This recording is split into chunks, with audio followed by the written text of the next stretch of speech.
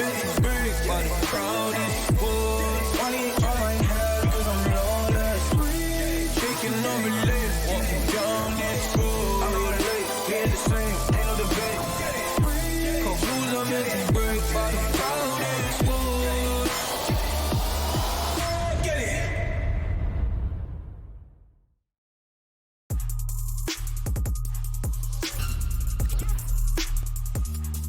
사실 LLA는 다른 뭐 메이저리그 그런 데에 비해서 경쟁력이 많이 좀 떨어진다 생각하는데 이번에 MSI에서 보여주면은 좀 메이저리그뿐만 아니라 그 다른 마이너리그들의 경쟁 상대라고 생각하지 않을까 생각합니다. And for the first time, the LLA will win a best of series, an international competition. Yeah, I mean, my opinion about R7 is not too hot. I've heard that they were losing to our academy team, so yeah, I'm not too worried. I think we'll crush them as well. Siento que son una botlane muy fuerte. Obviamente no podemos cometer errores, pero creo que si nos podemos mantener como jugando sólidos, podemos hacerle frente. Sí veo a Golden Guardian como quizás dejando de lado G2 y Bilibili, el equipo más fuerte de todo el play-in. To R7, best of luck, because you'll need it. É a segunda vez seguida que a gente tá vindo para um palco internacional e tá na hora da gente fazer diferente agora. 喜欢巴西队伍的风格，然后他们好像都蛮热情。 PSG 충분히 잘하는 것 같은데 이제 저희가 좀 더 잘할 수 있을 거라 생각하고 그리고 G2랑 경기한 것도 봐도 많이 도움되는 것 같습니다. 我们到败者组，我们还是会尽全力去拿下第3张的资格，进小组赛。 자신은 항상 있습니다. 마이너 지역들 상대로. 이번에 이기고 올라가도록 하겠습니다. 让对方不会看不起我们。 Hello, ladies, gentlemen, and everybody else. Welcome back to MSI 2023, right here from jolly old reigning London, England. You see the players backstage, my boy Trevor doing squats. As the rest of the Golden Guardians getting ready to face off against the bright lights of Rainbow 7. The LLA's first team ever to pick up an international best-of win right here at MSI 22. My name is Quickshot. I'm joined by Gulborg and London. Are you excited for more games? This is the largest crowd that we have had. And I heard from our production team, we're going to have a few signs shown up. Timo Enjoyer, completely agree with that one for no reason. This isn't, whether you call him Chucky or Chazza, our boy's getting a new hat. I love you, bro. Thank you so much. That is a great time. They better win to bet on GG. Oh, yeah, I definitely should not have been saying that one. No. King Charles wishes he was here. Yes, he does indeed. Gulborg, you excited for two more teams? Extremely excited for our teams today. We made history in yesterday's play-ins and we continue with that history today. And, you know, ready to be under desk, be a bit intimate with you, Trevor. It's been a while since we've had this one. It has been. And something that I really like is whenever Gulborg and I are on the show together, Gulborg ends up teaching me so much. So what we thought we'd do is we'd try to remind you at home of how the format works. We've got a graphic prepared. Can I cue the graphic up right now? Thank you. That means you go to that camera. And while it's zooming in, for those of you who don't know, we're into the final stages of our play-ins double elim bracket. If you take a look today, this is where you are. Rainbow 7 will be playing against Golden Guardians, and then Loud will be playing against PSG. The winner of these two, let's say, I think this is going to happen. GG will go there, and I think this is going to happen. That will be played tomorrow. And tomorrow, that will happen. And this team will advance to the main bracket stage. So let's see if that plays out. Thank you. It's one of the best graphics we've ever had. Hand drawn. As we're nearing the end of the playing stage, I think Gulborg and I want to take a moment to celebrate some of our favorite plays before we head into the best of fives that starts tomorrow. So I figured, GB, Trevor's have to unite, right? What was the other player? What was the player's nickname? Trevor. Stixay. He's the only player that's got a pentakill so far. So let's take a look at how we managed to pick that one up.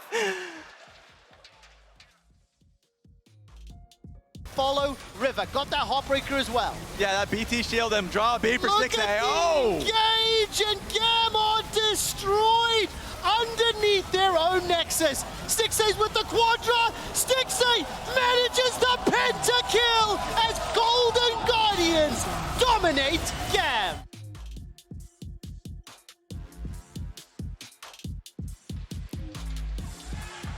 I'm so disappointed in myself. I called him Stixay. Damn it. I'm sorry, Trevor. If Good you job. guys didn't know, he's called Trevor. Oh, really? He's called There we Trevor. go. Yeah, there Yeah, you have exactly. it. He likes to make it a reoccurring thing. I do indeed. I'm going to go down a different route instead. I Okay. have a different place, and speaking of route, is actually going to be route on Aphelios as well. That man was just a menace. I've never seen a guy frontline like he did with a fadeaway flash. Absolutely beautiful.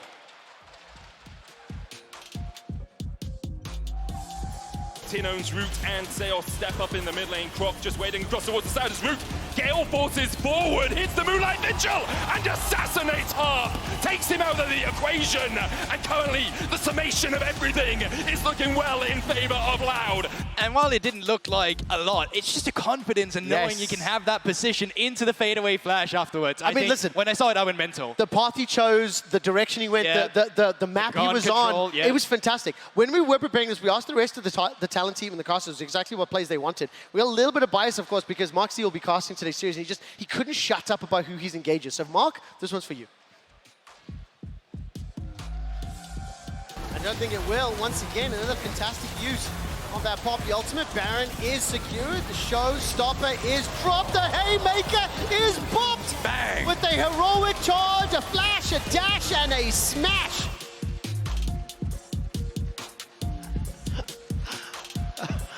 As a little bit of retro, I definitely preferred my pentakill call. Yeah, I mean, sure.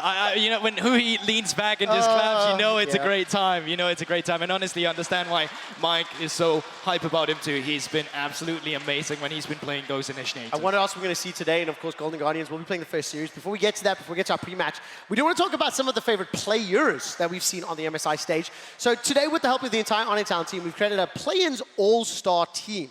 The only rule that I instigated was one player per team playing in play-ins. And that rule made it a bit more difficult than just picking That was the 5 intent. players. Yeah, good on you. I think the most two difficult teams deciding to only pick one player from was like G2. BLG and G2. Yeah. Exactly. And that kind of led us with a different roster then. So, we're going to reveal the team to you and then explain to you why we've selected these players. So, starting in the top lane, we've got Broken Blade in the jungle, Junjie in the mid lane, Amiru in the bot lane, Elk, supported by Huhi. Now, Gulborg, help me break down exactly some of the logic that went into why we selected. Let's start with Broken Blade in the top lane. Yeah, so, it's really between Broken Blade and Bin in terms of who we pick in terms of that top lane, but Maybe you could throw Licorice in there too. With Broken Blade, well, we also want who. I'm aware of that. But It's this is where the difficult just challenge finding comes all from. the difference, So we were discussing, we had to go with Broken Blade. He's been one of the best, if not the best, top laner at the tournament from what he showed so far in play-ins. And also, we needed Elk in the AD carry position, okay? Yes. So it also made it a bit easier to because pick who from. he was on the series. The reason I'm giving all these caveats is like, it's so hard to pick what your all-star team would be, but these were some of the names we're considering. Yeah, and I think Broken Blade, quite often from a fan reception, just not have a lot of expectations whenever he's at an Stepped up now. international. Yeah. And I know it's only play-ins, but what he showed so far gives a lot of people hope to continue doing that. He's an absolute menace. I love this clip. I got to call out Red as well. They were like, Broken Blade does not stop, and it was just a montage of these Olaf plays. But he doesn't. He does not stop, and you're hoping he continues. Now, in the jungle as well, it's the same argument where we're looking at Shun at times and we're thinking to ourselves, who are we actually picking? Steel as well in his series against Loud was actually playing phenomenal, but we had to go with Junjie in the end. Kept his cool, great steals as well, punishing G2 quite often, and the experience as well, having been on a team like EDG. Yeah, of course, really, really good. I mean, look, Junjie is going to have a task ahead of him today. We'll see whether he can step up to the play. Let's turn our attention very quickly to the mid lane. I want to move us on. It was 7 minutes away from game 1. Let's jump out of this and take a look at Miru in mid. Again, in terms of the challenges, one player per role. Miru will be stepping up to face off against Golden Guardians, but look at these statistics. 69 damage per minute, 32% damage here, which is incredible. Yeah, and it's also just some of the recency bias. I'll be honest, we looked at yesterday's game. We thought Miru was absolutely amazing when he was playing against BLG. Solo killed Yagao on the Ace. Tin-O's was the other one that I wanted, yeah. Exactly, and Tin-O's, who was a great facilitator. But in terms of the skirmishing power we saw as well, we had to go with Miru. So we went with Miru. Silas was amazing. Ace was great. Yep. Next one, of course, bot laner. This is a no-brainer. It had to be Elk. Like, in my opinion. He's the best top laner. He's been the best bot laner in playing so far. And there's no argument for it. His laning phase has been absolutely amazing. His late game team fight, his positioning. I've seen scripters with worse movement than Elk. we've got some numbers where the stats. We may have skipped those over. So let's go to Huhi then in support. I think Blitzcrank, Set, Amumu. For me, Huhi was my #1 pick in the support role. Yeah, I think Huhi on, once again, Engaged Champions has been phenomenal. His set into Nautilus, not only is it a great counter pick to have ready into a matchup where you can soak up so much pressure and deny so much of what Nautilus does well, but also just his decision-making on these champions has been absolutely amazing. So yeah, we had to go with Huhi. Now, if you're watching at home, what was your all-star team of play-ins? One player per role. Tweeted us at LOL Esports. We might check them out a little later today, and we'll take a moment to hone in on our featured matchup. It is presented by Mercedes-Benz, and it will be the Golden Guardians facing off against Movistar R7. Golden Guardians is a team that just a year ago would have gone completely overlooked. But here at MSI, they are showing that if they play with confidence and follow the beat of their own drum, no comeback is impossible. They're looking for everything. They know there's no 50-50 if Shun dies, but Shun gets in. Oh, he's so close. He can't secure it. The LCS has come alive. Golden Guardians is here to play.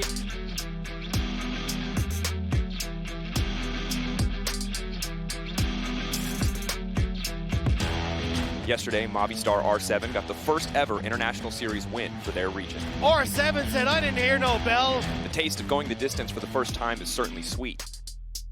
It's gonna be a hard game, but we're not giving up. We are gonna keep trying our best and win the series. Both teams have beaten the odds to be here, but only one will carry on to the next round. In our featured matchup presented by Mercedes-Benz, one underdog story will continue as the other's run finally ends. I promised I wasn't going to do this, but I have to. Both teams have beaten the odds to get here. Both underdog stories. One could say they've defied expectations. Both Golden Guardians and R7 are playing today in a do or die. The loser is eliminated, the winner advances. I think it is fair to say that the Golden Guardians are the heavy favorites based on the games that we have seen. However, R7 did pick up the very first ever win for LLA since they made their debut at MSI on May 1st, 2019, so it's been a long time. It definitely has. You know, LLA already made that history. You know, they got a bigger mountain to climb today, and there's some Guardians waiting in front of that gate there, and you can see it in some of the percentages true. Right, Drake percentage not looking too good. The Herald one specifically was something that R7 almost seemed allergic to in yesterday. So I think objective setup is really something they need to be on top of if they want to overcome the Golden Guardians. This is the perfect transition because while it is also a feature matchup, we see some of the stats that very heavily favor Golden Guardians. Also remember, the opposition that GG faced in BLG and how competitive they looked are big favorites. So with that in mind, let's quickly look at some of those highlight plays from BLG to see what sort of mountain R7 have to climb. While we're celebrating GG, Gulborg, what I want you to do is frame this from the perspective of Rainbow Seven. What do they have to do to mitigate this, to be able to do the same thing BLG did? I think that's really difficult as well because not only do you have to match them on an individual level from the laning phase, I will say from R7's credit, they were actually decent in the laning phase, but where they really struggled is in between objectives. It's easy for them to come in and fight around the Drake and say, cool, we're fighting around Drake, but the next 5 minutes until the next Drake, they're struggling with some of that map movement. And I think the best thing you can do to beat Golden Guardians is gather around your mid lane. And Miro has been absolutely amazing in the tournament so far. Whenever you've been making plays around him, it's been working for you. And not only do you have to stand up to them on an individual level, you also have to be able to out-team fight them because even BLG had a hard time against some of the members. They did. I mean, let's keep in mind, like, Bong played like an absolute unit against Bin. He did. FLICKR played exceptionally well. So Bong versus FLICKR is going to be one of the matchups I want to play. I want to see. I do think I want to ask you why we ended up picking Miru in that front line, in the mid lane as our front runner for the All-Star. He is one of the players that I do think does need to step up as well. Yeah, I mean, one thing was because we could only pick one from each team, right? Yes. But another thing is as well that his skirmish potential, his ability to be played through, his playmaking, the mechanics on champions specifically, like Silas has been amazing. He also stood up against Yagao on the A-Sol into the Jays, finding the solo kills, actually being the only member ahead in that matchup. But even in yesterday's games, just play around Miro and it will work. The time that it went wrong for R7 was actually when they decided to skirmish around red side and not play with Miro where they then fell behind. He's also super good at mitigating pressure, moving up towards top side to help Bong get a hell. I mean, very, very important. I also think there's two other players I want to highlight as we're watching this clip play out. First of all, now we're looking towards the bottom lane. Let's talk about Seo and that Xayah. I think he was good, like decent, right? And I think he was. What were the standout moments for you? What's the key thing to say? I mean, Seo is good on side whenever he's got that flash ready, whenever he's got that Gale Force, whenever he's able to make a highlight play on the champion. The problem I've seen with that is when he's not playing Saya, because unfortunately when he was playing the Aphelios, he did have a harder time specifically with the gun control as well, finding his position. I think Saya is a key champion for R7 and from Seo specifically, and I personally wonder, will Golden Guardians just straight up ban that and say you're going to have a harder time being on something you didn't look as comfortable on? Very true, and of course we are spending a lot of time focusing on Rainbow Seven because we want to see whether or not they'll be able to step up to the plate and surprise us. Two quick things I want to ask the crowd in a moment, but before I do, Oddie, named basically following the Oddwood. He's had the Baron steal. This will be a special matchup for him personally coming up against the NA representative. Can he step up to the plate? Can he get involved? I think it's going to be really interesting because it's not only just about that matchup into River in general where they both like to skip camps. It's about that 2v2 in the mid lane. Oddie plays a lot around Miru. The same can be said, for example, when Gory was playing the LeBlanc or other champions where they want to attack here. So mid lane matchup into pressure being built, but into two top laners isolated. That's kind of what I'm expecting from today's matchup. Let's find out. Let's find out. We'll see whether or not Rainbow Seven can live up to the expectations. London, Copper Box Arena. Put your hands together for game number 1 of the Golden Guardians taking on Rainbow Seven with the kings of the caster desk, Dracos and Moxie.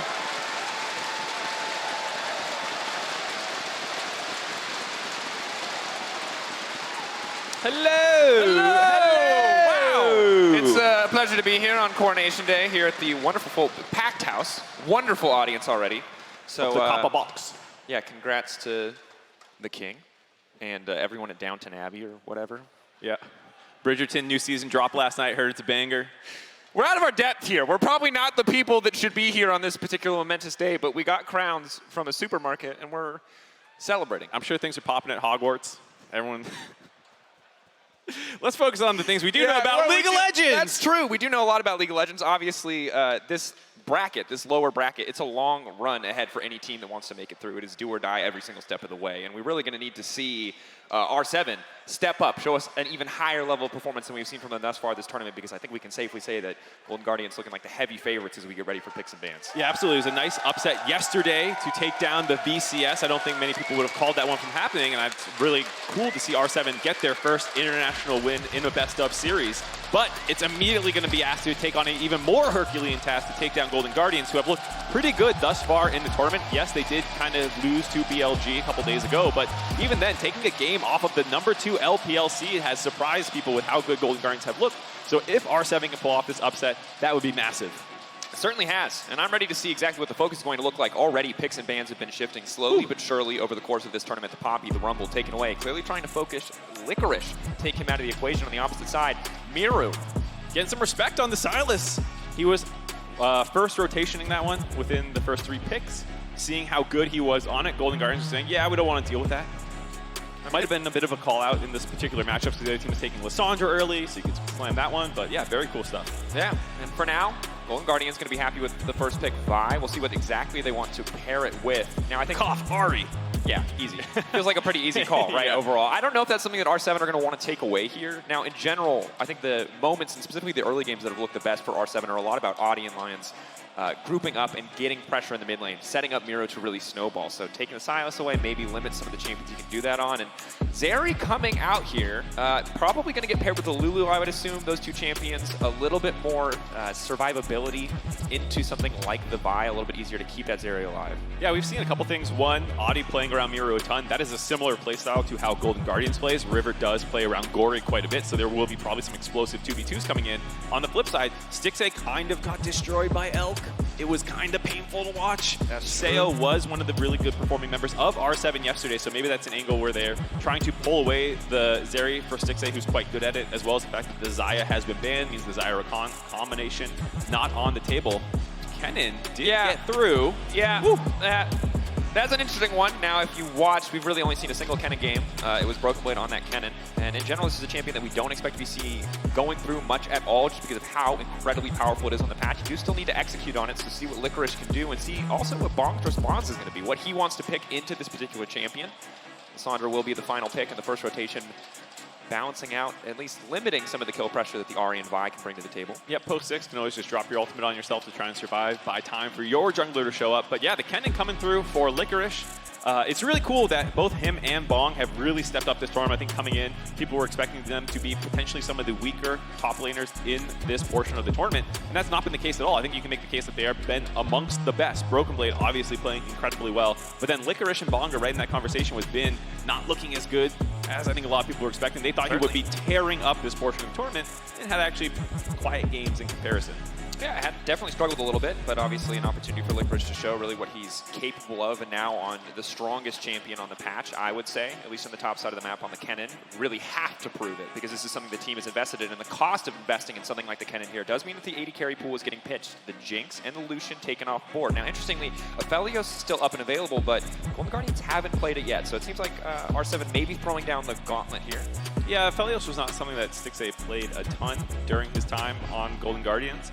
But he's been fairly good on all of the meta champions. He only has one game of it thus far this year, but I have no doubt that he can play a competent version of it. I assume they'll go for something like the Aphelios Thresh, but it is uncommon in the current meta to see your bot lane entirely left for 4-5 in this portion of the draft.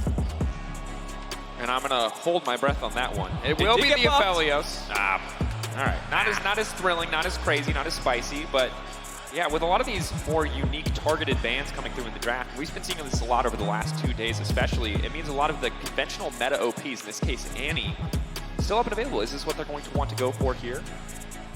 It's possible. It's very tempting to want to pair that up. A very AP heavy composition though.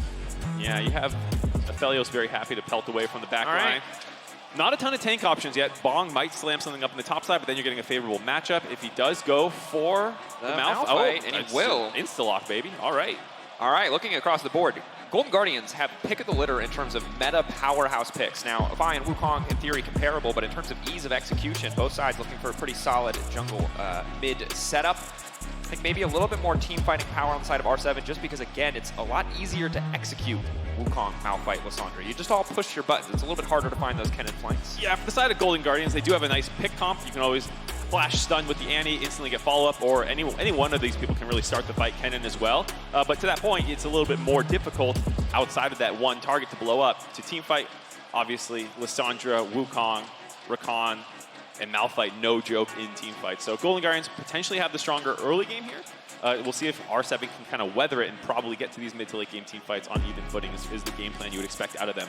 And I think it is a really good call out, because again, the best version of R7 we've seen has been a lot of early snowballing, specifically around mid lane, but Wukong Lissandra is just a much slower mid to jungle duo. Level 6, yes, they have a lot more kill pressure, but Lissandra's early game setup CC can't really fully be leveraged by Wukong, just because pre-Divine Sunderer damage isn't high enough to burst through most champions, unless they're caught slipping, so we'll have to keep our eyes on that early jungle pathing. Getting ready now. The first game in this best of 3. Again, loser eliminated from the tournament will not get a chance to play for any further. To play for the bracket stage. It's a long road ahead for both sides. Find out who comes out on top as we get ready. Game 1, Golden Guardians versus Movistar R7.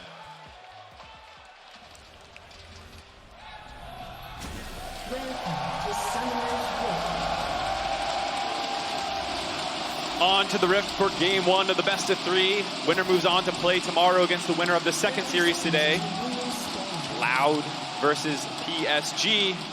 But first, they're going to have to win 2 games here. River walking up, hitting him with the loud emote, knowing. Wait, we have to go mid lane right now. Cut to mid, please. They are dancing next to each other. Oh.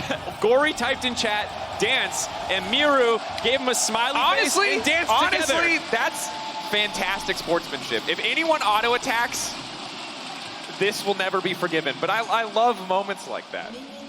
You could auto, you could walk around for vision, but everyone's just hanging out, having a good time. Nobody tried to sneak in and place any deep wards. They all just hand shook on a brief break, a pause, a moment of camaraderie before we get into what very well could be a do or die bloodbath. I also think Gory was playing the crowd there because he knew he would get the camera on him doing that, and then he flashed the loud emote, probably the loudest fan base here in London thus far. So very heads up stuff there by Gory, min-maxing screen time.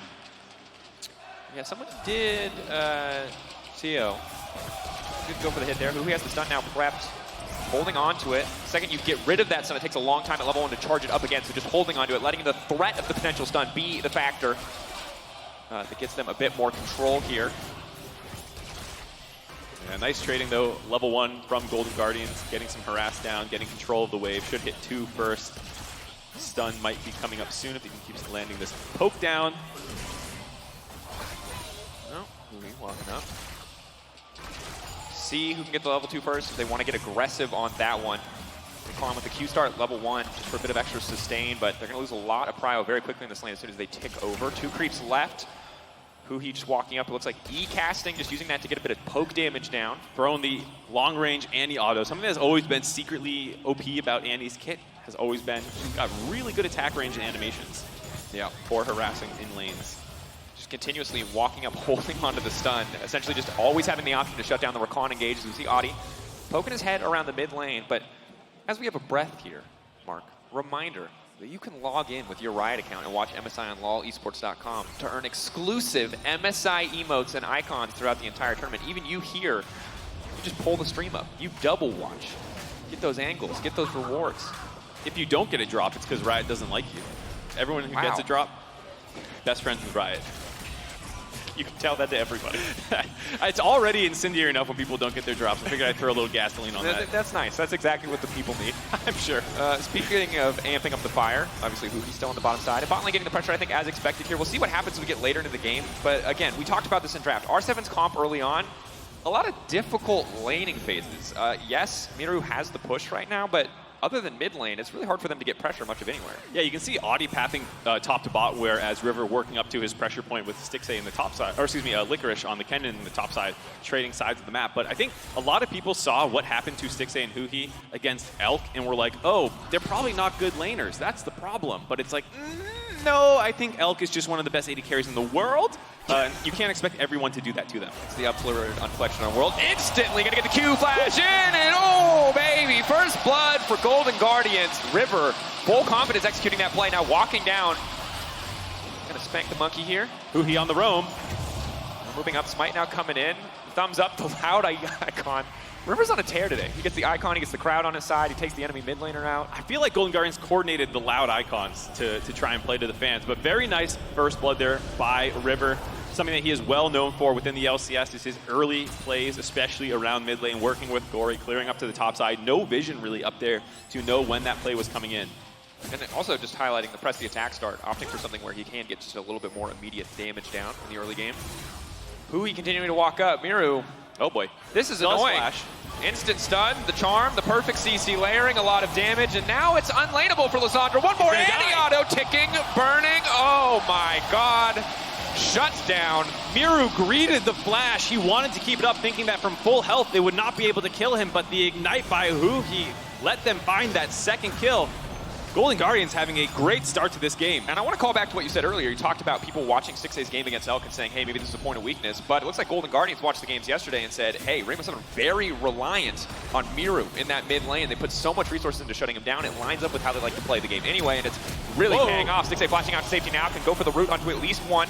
Leaving Quill, not going to do enough damage to find that kill. Loses both summons there. Nice little bit of aggressive trading by R7. Going to get him lower. Both people will probably take a back after clearing out this wave.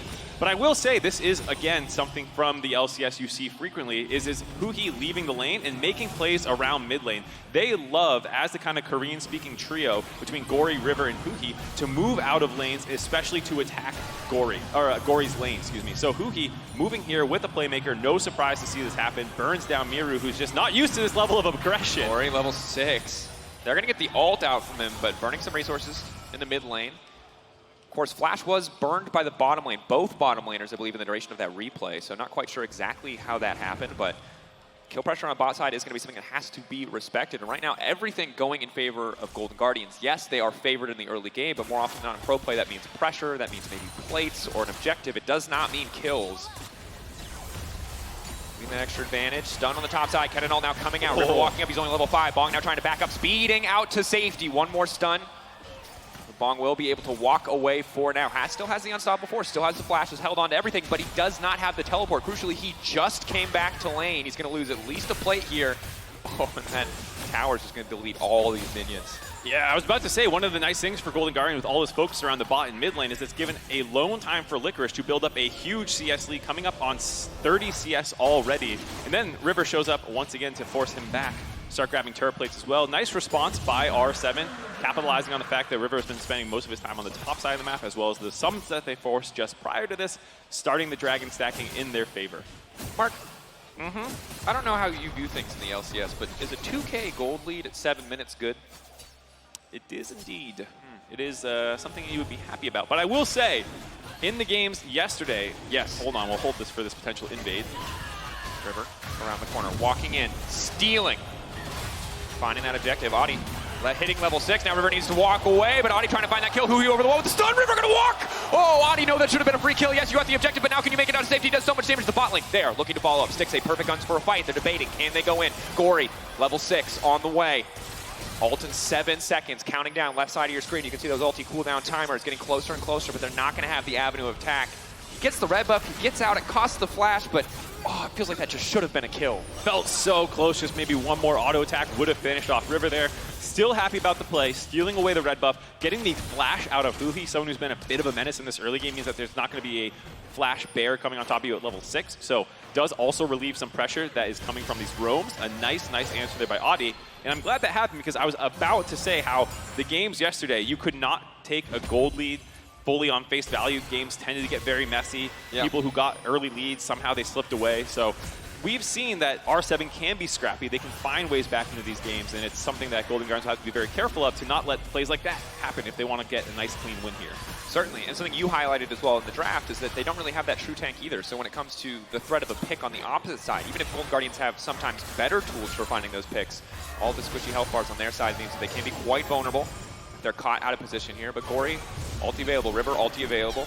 Golden Guardians surely can make a play in the next few moments, but they're happy for now just to have that uncontested Herald from the top side. Very nice vision control by the side of Golden Guardians. You're going to see this massive amount of wards dropped into the top side of the map. And during that time, R7 wanted to leak out down to the bot side, but Stixxay playing safe, backing fully off the turret temporarily. Miru didn't even bother full roaming down there, knowing that Golden Guardians was aware of the cross-map play potentially coming through, so nice to get some turret plates back in the pocket of Seo there on the Zeri, start the scaling up even in gold about, but the question is now where Golden Guardians will attack with this Rift Herald. Yeah. They can keep forcing the ultimate out of the Malphite in lanes. It's really going to diminish the potential here for R7 to make a play of their own. River now coming up, maybe anticipating the counter gank. They did, I believe, spot Audi briefly on the control ward above the Krugs. So taking their time. Bong maybe falls into security here. Yeah, they saw the recall come through. River sticking around, waiting for this wave to push up a little bit. You in, should be an easy follow-up. Immediate cannon ult is going to get used, and simple and clean, easy execution on the top side. Bong again. Thought that the enemy top laner would give him a bit more respect. Thought that they would still think the jungler was there, but Golden Guardians had the information they needed. Quick, easy play. That's the power of the Vi. Such simple execution. Yeah, not even going to bother dropping the Rift Hilt here. Oh, I spoke half a second too soon. Caster Curse. I was about to say they're going to save this one potentially because they're getting enough plates on their own, but no, Golden Guardians do want to drop it right now. Finish off this top turret. Hear the crowd cheering for the charge as Shelly finishes off the first turret of the game. This gold lead up to 4,000 just 10 minutes in. This is a play. This counter play has to get something done, but Stixxay quick cleanse flash out to safety. A slow but no root. Doesn't need to use it quite yet. Golden Guardians walking away. 2 summoner spells burn on the top or bottom side, but trading that for a kill in a tower is not a good deal. 4.5 thousand in favor of the Golden Guardians. Crushing gold advantage. And you talked about it, scrappy games, yes, but at a certain point, gold leads do start to feel insurmountable. Yeah, it's getting close to that one. I do like R7 attacking the bot side there, trying to finish off Stixxay, but one thing that has leveled up for Golden Guardians across this season, especially in the postseason, was FLICKR on carries. During the regular season, a lot of time on weak side, Renekton. He was going Jack Show Renekton. It was kind of gross to look at sometimes. But he has leveled up. Show Renekton. You know, he's frontlining. He knew what his job was. Weak side frontline Renekton. But in playoffs, adapting and playing a lot more carries, having clean run-bull games of all things. Kennons, Fioras, different angles that people were not used to seeing. And it's created a Golden Guardians team where it feels like in any single game, someone can be the carry. It could be FLICKR, it could be Gory, it could be Stixxay. And it does enable them to kind of absorb pressure at different points in the map. And so here, Stixxay actually up in gold despite all the attention they've been getting. He's lost his flash. He's had to absorb a lot of these plays. But that's something he's comfortable doing, knowing that the rest of the map is getting snowballed this heavily. And he's still quite comfortably scaling up. No boots yet, but does have the Gale Force. Not doing bad whatsoever. So it's not even like it's a weak side where you're trading even or suffering. It's a weak side where you're giving up a bit of pressure, maybe giving up a plate, but you haven't given away any more significant advantages than that. R7, now that that tower's down, it does free them up for these brief moments of time as Kennen starts to push the wave to maybe fish and look for a play, but Golden Guardian's aware of this, backing off, conceding control of the bottom side of the map, knowing that they have that Kennen pressure point on the top, waiting for Malphite to show. Yeah, we'll see what happens with this second Dragon, because one thing for R7 yesterday that was noticeable was they weren't super on top of the timers of things in some of the setups. And while they do have the first Dragon stack, Golden Guardians do have the gold lead, so they might shove R7 off here. But at some point, R7 will need to take a fight, pick that this is the time that we stick our flag in the ground, going to make a stand. I don't know if it's around this Dragon or if they want to wait for a couple more Mythics to come online, because they are down Mythics in a couple positions right now. So they'll probably give this one up for free, but it's second, third Dragon before this side of Golden Guardians continues to run away with the gold lead. Yeah, and at this point in the game, if you're going to make a big decision about where to fight on the side of R7, it's a pretty high-stakes decision. You really need to pick your moment well, and that's a lot of pressure on a stage like this. You talked about it on the desk already. First, best of win for the region yesterday, and now you're coming to a situation already in game one where it feels like you've got maybe one or two more shots at a big fight to kind of come back in the game, short of Golden Guardians making a massive misstep. So picking that window of opportunity, finding that avenue to really leverage the massive amount of AoE that you have on this composition is key. Audi going in, potentially. There. Ore now backing away. That's going to be the ultimate. The charm! Buffered! Coming through. Beautiful move from Gory. Doesn't even lose his ult because he was able to time that charm so cleanly right as the ultimate from Lissandra was coming in. It actually is a relatively telegraphed ultimate. Yeah. We'll see if they want to go on top of Seo here. But a lot of the times you can buffer abilities into the Lissandra ultimate when it starts casting on top of you, and so he knew that there was the fact that he could see Audi on the ward, that this was coming in. Landing that charm means that he doesn't even have to blow his ultimate to get out safely. No, that is clean, and that's got to be so frustrating, because for R7, they burned a lot of resources there. Lissandra ult now down, a lot of Audi's time now burned, and Stixxay now getting support from River. Now that the other lanes are doing fine, now that the other lanes are winning in isolation, Stixxay can finally reap the benefits, reap the rewards. He no longer has to be that weak side bot laner, has the Gale Force, has the entire team ready to play around him. Huhi, though, just continuing to try to take control of this River, laying down a bit of vision. Yeah, like you said, flipping their vision from the top side, which we highlighted earlier, down to the bot lane, knowing that this is where they want to make their moves from now on. Gory, most likely, once he gets shoved in lane, finishing off his Everfrost now, can clear the wave, make moves through the jungle, down to the bot side, combo with River. I think they have their eyes set on breaking this bot lane open for the side of Golden Guardians. They could also potentially go to a 1-3-1 lane setup and put the Ahri down early, but yeah. MasterCard goal difference kind of telling you the story of this game. The one lane that had time in isolation, the only thing saving them is that they have the smallest gold difference, which is not a great look in this first game. Yeah, a lot of the times you see at least one position, the place where the enemy team hadn't been attacking, to be up in gold. Sometimes that was Miro in the mid lane, but not the case here. Ooh, R7. This is a tricky angle to come in onto the fight. Playing on red side means they don't have an easy way to walk in. Just have to walk through the choke. And against Huhi, yes, he doesn't do a ton of damage, but he just gets so much control over this area. Should be an easy take here. R7, bit of a spectator play. Feels like a little bit of indecision there. Not quite sure what they wanted to do. Ideally, you're either contesting or you're not. But just walking up there means they're spending a lot of time for essentially nothing in the end. Yeah, I can feel R7's perspective where it's like, we keep giving everything to Golden Guardians, we have to contest them, but then you press tab and you look at the item completions and you're not even in the same ballpark in terms of being ready to fight yet. So, of course, you have to back off there. Would have been much better if Seo stayed in the bot lane, tried to potentially go for just a push on the bot side like they did on the first Rift Herald. Instead, both AD carries going to stay mid. Like I was saying, you can potentially go into a 1-3-1 lane setup here for Golden Guardians, have River playing around the Ahri in the bot side, dropping this Herald immediately. Quick trigger finger on these Heralds. I kind of like it overall, just trying to up the pace of the game, and it makes a ton of sense. Again, really the only way you lose this game is if you slow down, if you give the enemy team time to scale. As long as we're in this mid-game status, and especially now that all these towers are down, Ahri and Vi are just going to have a field day. It is so hard now with all those towers taken out to control the entire map, to have perfect vision in your own jungle, and if Gory's waiting in a bush, very likely going to be dead. Yeah, Bong getting chunked out there, just trying to tank the minion wave. 6,000 gold lead now for Golden Guardian. Saving grace, can't get perfect gamed, already have a dragon. You're digging deep, though. That's all I'll say. I'm a bright sider, I gotta say. I can find the positive in anything. I can also find the negative in anything. That's true. I've heard that one firsthand. I'm just saying, at a certain point, Brightsiders, it all goes to the same place. It'll be a quick death, you know? And that's I'm just saying it's not really the bright side. Painless. Stixxay, I don't know. Yeah, it's feeling like it's hurting a little bit here in this early game. And again, it's a bit of a struggle. It feels like Golden Guardians got so many power picks in their draft, and R7 maybe they got what they're comfortable with, but GG clearly pushing the gold lead, snowballing, taking control, and not really giving an option for R7 to do much of anything. Yeah, I gotta say, some things were surprising bans to me on red side. Tristana has been a staple for Golden Guardians in terms of flex picks on their red side strategy. Doesn't heavily involve Cassante, Tristana, stuff like that. But their blue side strategy generally doesn't rely quite as much on flex picks. So leaving up all the OP power picks maybe wasn't the best idea, giving them almost all the Golden Guardians. Waiting, coming in over the wall, going to look for the second stun. They're immediately going to go for the knock up here now on the retreat. River now coming out. 6A isolated. 6A going to get taken down. He'll get a bit of damage back in return. So that's going to be one kill. Will they keep the fight going? Gory now ready to step forward. Oh, GG debating. They have control over the pit. They have the angle in. R7 kind of just want to walk away with the prize that they're able to get. They burned so many resources. They do still have Bong's ultimate.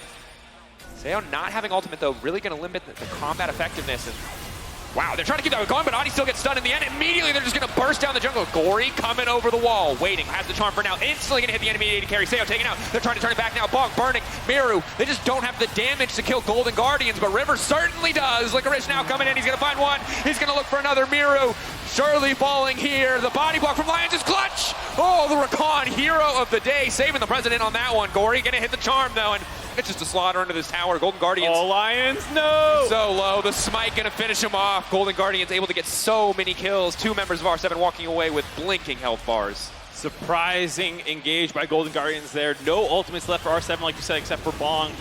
And then FLICKR pulling the trigger despite not having their AD carry there. Finds 4 more kills, I believe it was. 3 more for Golden Guardians, excuse me. And the Dragon on the back end of that. A nice engage to start that all out for R7, finding Golden Guardians a little asleep in how they were approaching the Dragon, feeling maybe a little overconfident, a little disjointed, getting on top of 6A, but it cost them so many ultimates there. Probably have to back off the second Dragon after they found that one, because here, you can see it. Annie jumped on, kind of splits the rest of the fight. River has to use his ult to the right side, which leaves 6A exposed to the left, and they have so many engage tools, like we said, that you can kind of use one on the Annie without overcommitting and having the rest up. But then the second part of this play is not wanting to give up the Dragon despite the kill, but no ultimates except Bong left available means Golden Guardians kind of jump into this funnel, which would normally be a death sentence against how many AoE ultimates R7 have. Not able to get punished. Them trading out aggro pretty well here on the side of Golden Guardians. Seo trying to get over the wall. The last second W from FLICKR. I thought when he shot the Annie Bear over the wall, the burn was going to finish someone underneath the turret. Very heads-up play to catapult the Bear in there to actually tank the turret aggro initially. I mean, excellent play, and of course, I mean, on the opposite side, support play as well. The Rakan leaping into body block the Shuriken at the last possible second. But R7 certainly struggling on the back of that one. And ooh, you can see why Kennen is a strong champion. Gory over the wall. It's an absolute slaughter. Lions can't save anybody this time around. Another member TPing in, potentially just to his own death. Miru, this is not your tower anymore. Falling up here, just barely able to walk away. Golden Guardians really just walking this one down. Pretty much a foregone conclusion at this stage as they siege onto the tier 2. Yeah, 5-man death squad charging down the mid lane. They have these pick-off tools, like we said, fishing for charms, fishing for stuns with Huhi. Bong forced to ult out. And I'm going to be honest right now, I'm not sure what R7 are doing even approaching the wave in this circumstance. I guess they're hoping that Golden Guardians are going to go for a misstep, but they don't really have an angle there. They walk up to not clear the wave and are just forced to use their Malphite ult. Damned if you do, damned if you don't, because if you just back off the 5-man push in the mid lane, you're going to lose an inhibitor 20 minutes into the game. So it makes sense that R7 is trying to posture around and wave clear, but it's just very difficult down this much gold to actually have an effective defense. See what can happen for them in the next few minutes for now. Golden Guardians, 8K gold lead continuing to grow, continuing to snowball, taking more and more control of the map. Baron surely the next big objective that they can look towards. We highlighted it before, but no true tank means that they could have to be careful here. But honestly, River's so tanky it might not matter. Almost no wards out for the entirety of R7. Bong, no unstoppable force this time around. That is a very, very stoppable force. Bong taking off the map one more time. A single ward on the side, or 2 now after they place 1 more, but just no vision down on the side of R7 to see these kinds of plays coming from Golden Guardians, who have so much map mobility, so many tools to find pickoffs. That one onto Bong. R7 looking for the counter engage, though, but just only forcing FLICKR back. Oh, and it's so hard now, too. You have to catch all this farm, but you really want to make a counter play because you're just slowly being bled out. Good news for them is that control from Golden Guardian is not that deep in their jungle quite yet. There's still a lot of tier 2 standing, so they haven't lost too much. There's still a lot of avenues for them to pick up the CS, but right now, FLICKR, I mean, level 13, 3-0-3, can absolutely solo or double kill probably any combination on the side of R7. Especially now when he has the Banshee's Veil up and available, it's just hard to layer that CC really effectively. Broken Blade would be displeased, not rushing all damage items on his cannon. I like the proto belt though. You see my proto belt. You know, you got a lot of Rift Maker people want the sustain. Oh, but that's the isolation. The ulti now coming out. He's doing a ton of damage, but they burned him down. That's the shutdown. It took 3 members, but they made it work. Huhi off to the side. Audi now needs to make it out to safety, flashing out. Gory trying to keep the fight going. The Vi in the backward side of the fight, keeping things going. Lions trying to save the rest of his team. Gory still just continuing to throw down damage. Stixxay over the wall, but he can't get into the fight. Stixxay can't get into the fight. That wall stopping so much the mobility from Rainbow 7, keeping them standing for now. Huhi immediately gonna flash over. Stixxay is gonna do so much work. He's finally into the back line. And here come the Chakram. Here comes the Aphelios. Huhi keeping the bear going. Golden Guardians, at the end of the day, still taking the fight. A nice start out for R7 there, finding the pickoff onto FLICKR, but just too much follow-up from the side of Golden Guardians. River gives his life to keep that play going, buying time for Stixxay to come around the backside of the fight with all those chakrams stacked up from the White Gun ult. After that, going to go right onto the Baron. A little slow, like you said, also not having that many tanks. The Bear dies, means Huhi's going to be in trouble here. No, they're good now. Stixxay just had a swap guns. Purple's useless. But you can see here, it's a good pick. This is a hard thing to do. They take a lot of damage, but they are able to shut down FLICKR, so that's big. Yeah, Miru landing the E damage to proc the Banshee's Veil means that his ultimate will actually be able to land without needing a Q or anything like that. They find that initial pick off without taking too much damage, but they just can't get out because too many members of Golden Guardians were nearby. Stixxay has to go the long way around using the Bear as a front line as he kind of closes in on this fight, choking them out. No way to escape really for R7 here. Stixxay cleaning house, getting a triple kill. And at that stage, there's just too many low health bars. And you can see R7 felt like maybe they could keep the fight going, like they wanted to burst down Gory. But the second they don't immediately back off or turn on the Aphelios, which would be a pretty tough task, the fight is just very, very much over. Second item's coming through for Seo, though, maybe going to be enough in the fights to come. Again, layering the CC proved to be quite effective, but finding the angles is only going to get harder as Golden Guardians take more and more control over this map. Did grab the Baron for Golden Guardians, get the 3rd Dragon as well to keep the stacking going, have a minion wave in the bot side to naturally rotate to after grabbing the objective. R7 in the meantime trading up for the top turret, trying to get some objective bounties into their back pocket, make them a little bit stronger for what will be a base defense, as I'm sure Golden Guardians want to play aggressive. They will see the end of the game in their eyes. There's a bait now. Do they back off and try to respond to Lissandra? I think they just keep the pressure going and force Liss to recall. Not really enough of a wave there to break down the tower, and Liss definitely not a big side lane threat when it comes to taking down structures. Miro returning. Golden Guardians posturing. Bong gonna look for an angle immediately onto the backside, trying to take Stixxay out. The charm now, the follow-up is clean, but Stixxay cleanses and he just fires back! Oh, the 200 years reminder, that ultimate so incredibly powerful. Golden Guardians simply too far ahead. A double and a triple, making it look good, and this should just be the end of game 1. Golden Guardians have an extremely clean game 1, 17-3 in kills. R7 tried to find their fight, jumped onto Stixxay, but too much defense available. 5-0, clean ace at the end of game 1. 25-minute game, just about domination from start to finish for the Golden Guardians, getting everything they wanted in draft. Power picks abound. R7 sent back to the drawing board. Now in a do-or-die scenario, Golden Guardians find themselves on match point. It's a long road to the main stage, but one step closer now. One step closer, like you said, a lot to look at both in draft and in game for R7. We'll have to see what side they choose to move to. But I think in terms of giving up that many power picks, bit of a questionable call. They'll probably move to blue side and not have to think about what their red side bans are. But sure, yeah. Well, I think in general, there's always kind of this debate at this point in the tournament when you've seen a lot of what teams can bring to the table. What is, conventional power picks versus pocket picks, what's going to be more important? And that was just a reminder that the stuff that's good in the meta is good for a reason. And while pocket picks are also good, sometimes you just can't let the enemy team have Kennen and Annie and Vi and Ahri. And Aphelios isn't objectively broken, but obviously when all those other champions mean he gets to scale for free, then he's having a pretty good game. Definitely the case. Also in terms of in-game stuff, a lot of attention to the mid lane early on. Multiple roams from Huhi and River, something that they'll need to do better about getting vision out around Miro to protect him as someone that we highlighted as a potential star player for the side of R7. Not that he's the perfect player, but his laning phase has been great this game, or series, excuse me. And to be fair, this exact game plan that we saw from Golden Guardians in the game, we saw from R7 yesterday. And the reality of their drafts is they just didn't really have the tools to fight back. Their mid-jungle was weaker, their bot lane had a harder time securing push, and so I would love if we got to see the trio of jungle support mid lane for both sides really fight fire with fire. But the second Golden Guardians had that draft edge, it made that in-game execution so much easier. And you can see when Miro's not ahead, the R7 early to mid-game is a little bit shakier overall. Yeah, it's something that we'll have to see how they want to answer back. Maybe finding a little bit more skirmish in the 2v2. But so far for Golden Guardians, yeah, as an NA fan, pretty good. I'm definitely not biased on this cast, but that was a great game one. Yeah, no, I had a lot of fun with that game one. That was objectively a very good game for Golden Guardians. I would be surprised if someone wants to nitpick. That feels like bias at that point because this is incredibly commanding. We take a look, an opportunity to look back at some fights in a moment as we head over to the analyst desk at MSI 2023. What a game, Golden Guardians. I completely agree, Dracos. Welcome back to the Analyst Desk. Medic is joining Gulbog and myself. We got a lot to talk about, so I want to dive straight into it. First and foremost, I don't think the game would have played out significantly differently regardless of the draft. However, Rainbow Seven picked red side. They then gave over Kennen, did not ban it, as well as Ari, and they were used flawlessly. Just show me the draft already, because, you know, coming into that one, it was weird seeing those bans as well. And I think a lot of the priority picks, I think the essence of Golden Guardians as well is that they were prepared. The draft was up and it dropped. We have to move on. River, that's fine. There you have it. The Silas, the Zaya ban as well, that's all you really needed against them.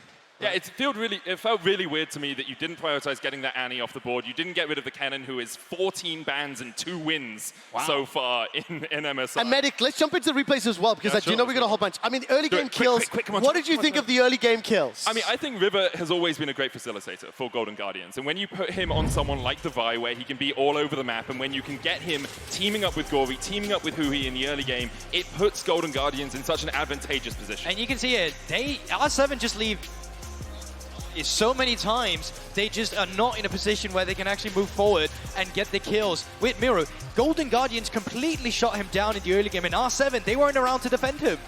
And then alongside that, we saw River being able to team up with FLICKR in the top lane, who's having the performance of his life right now. This guy is totally revitalized, and by getting this Kennen ahead, you apply another threat for your team. It's not only the Aphelios you have to deal with, you also have to try and get past the slicing Maelstrom to get onto that backline. And really, you know, R7 never entered this early game. They were never on the same screen. They were never playing together. We were talking about the mid 2v2 matchup between the jungler and the mid laner, but honestly speaking, Audi never really showed up at the right time, and they need to give Miro more resources if they want to stay in the game. And the thing is as well, it's really hard because, frankly speaking, they didn't get a chance to breathe. Those early ganks, the fact that they were bullied, their push away, they fell too far behind. By 14 minutes, Golden Guardians basically won the game. It's over. This is what Golden Guardians did in the LCS as well, and I think what a lot of people were surprised by was against Cloud9, they had huge leads that they ended up, you know, not quite being able to eke out some of the wins, and then against FlyQuest, they did exactly the same thing. The synergy this team has in the early game is actually top class, and I think if they do end up moving on to the bracket stage, it is something that other teams need to start looking at. No, next move, right. So let's take a look at such a good point. They all shut up. Take a look, right. Oh, good. He's smart. FLICKR as far as late game impacts. Now, when we were talking about this, the Kennen was locked in. Gulbog and Medic did not stop talking about the impact he had on Kennen. Now, I think, first of all, this is an over-eager fight after R7 finally did something right in the beginning of the game here, come into finding a pick. But FLICKR is just there to completely mitigate it. Kennen, one of those champions where you can be an engager facilitator, but also just a disengage. So having the entire enemy team running into you with your R button ready, you're happy about it. What I really like about this is just how coordinated the Golden Guardians are. I mean, Gory was hitting charm after charm. For the briefest of moments, I thought that Candy Tibbers was going to pick up the kill until Asatra ended up being chased down by River at the end. And we're going to fall into this final team fight here before, again, we take a look at FLICKR stats. And this is a great example of why Kennen is always banned. You have the unstoppable force coming in, you have the quickness coming in, but none of the damage can follow up and actually get onto Stixxay on the backline. The slicing Maelstrom is such a huge zone control alongside the Tibbers, as you said, Gulbog, that it becomes basically impossible if that Kennen is strong to ever get onto your backline. And so crucially, it's so versatile. It's flanking, it's engage, it's disengage. It literally fits absolutely every single opportunity.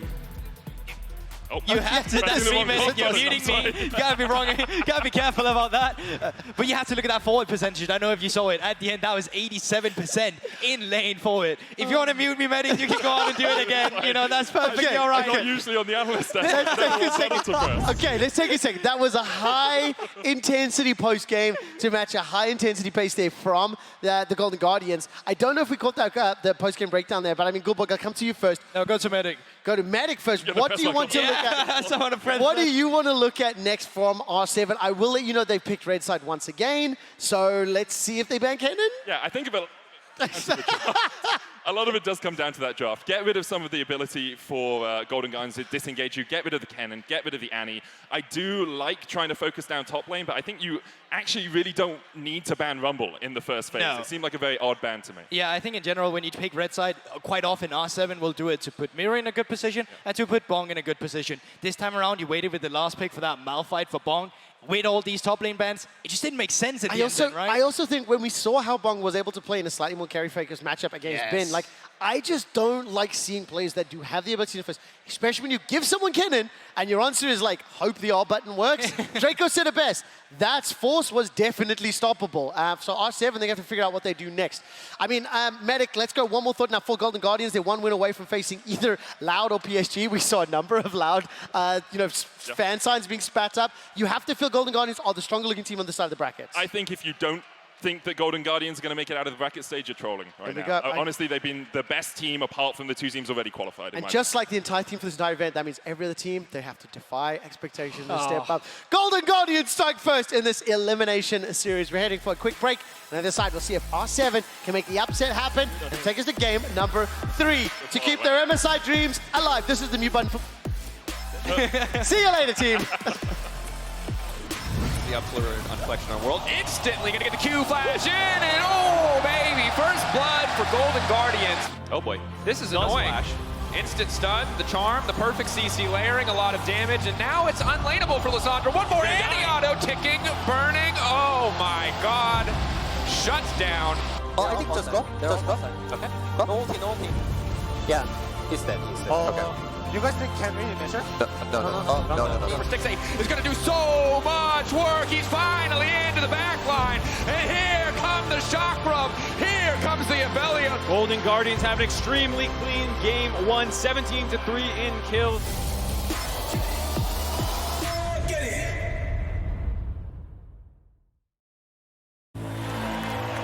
A team against a king.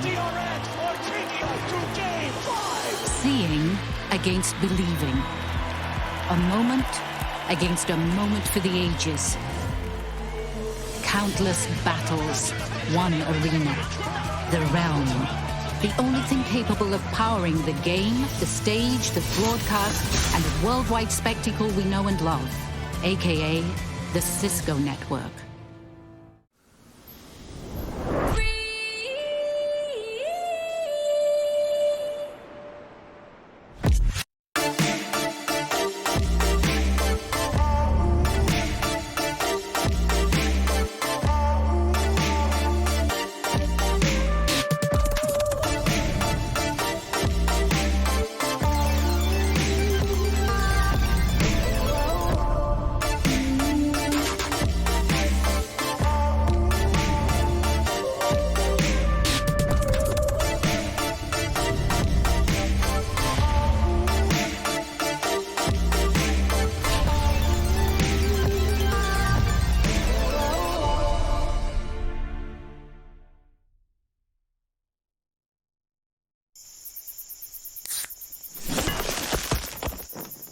Red Bull gives you wings. New and existing customers can choose the phone they want, like the incredible iPhone 14 on us. Not to brag, but I'm on Verizon now. And I got to choose the phone I wanted for free. Not that you're bragging. Choose the phone you want on us. Verizon. I'm not here to hurt you. I'm you. From the future. I don't know what happens in the future, but it's not up to you to fix the world all by yourself.